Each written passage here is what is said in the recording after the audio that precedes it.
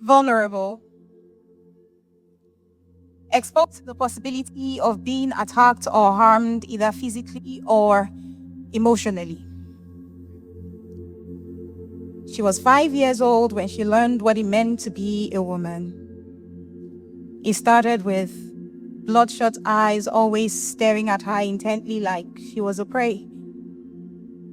Then his hands became a lost traveler finding his way on the map of her skin every time she was alone with him.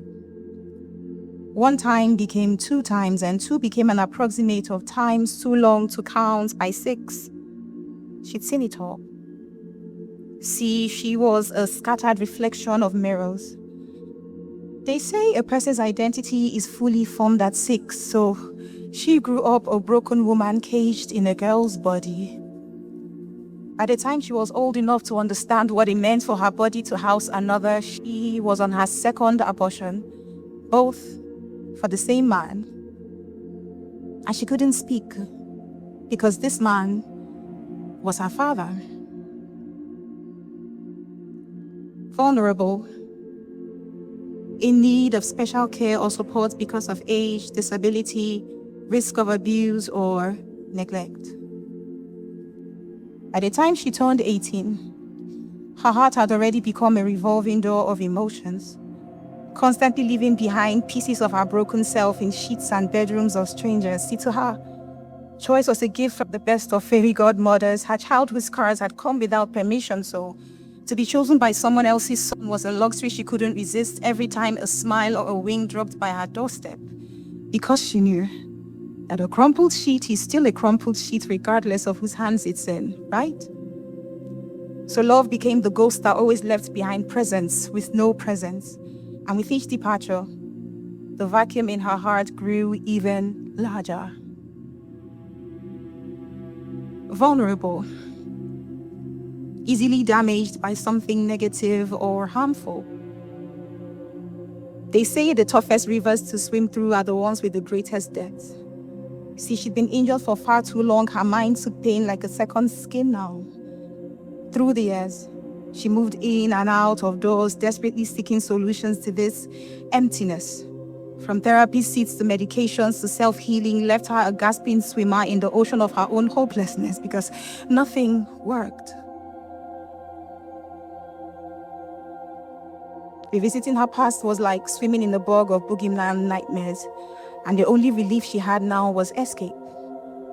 Escape from this living hell that was her existence. See, she was done living, and death was the last bet she could place with a card she now had left. Vulnerable.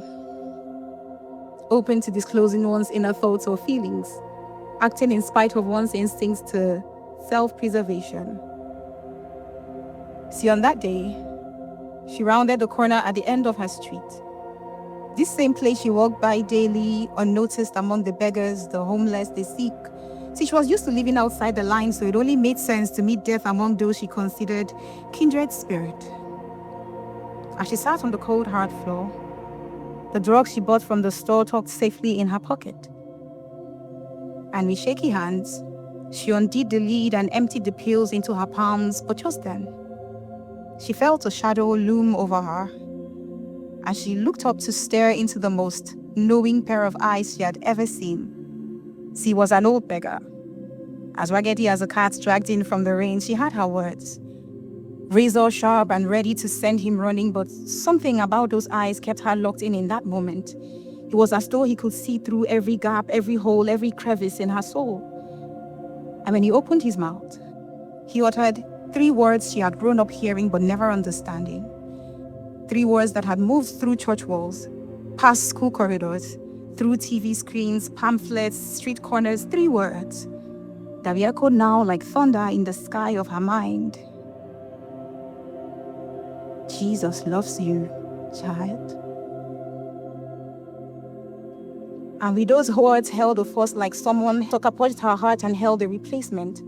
Like all of time was rewinding in quick reverse, like her father hadn't raped her at 5, like her mother had loved her, like love wasn't this butter she'd had to trade her soul for over and over and over.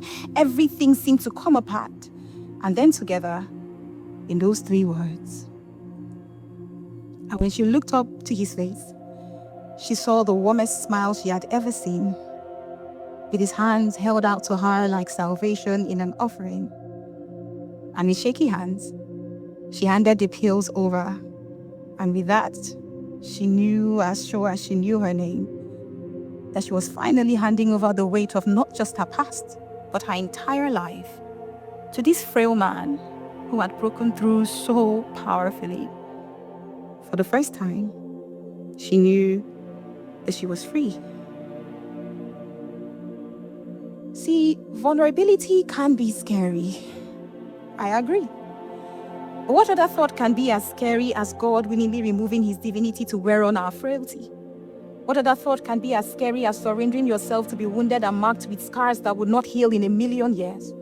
What other thought can be as scary as placing all your cards on the love that has no assurance of being returned? The most insensible love story of all time. See, vulnerability is an exchange.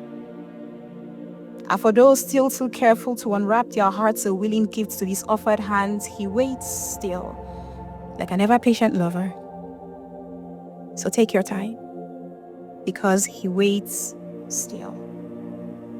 But for those today, right now, in this moment, who would unwind their palms and take his offered hands, welcome to the greatest altar of exchange.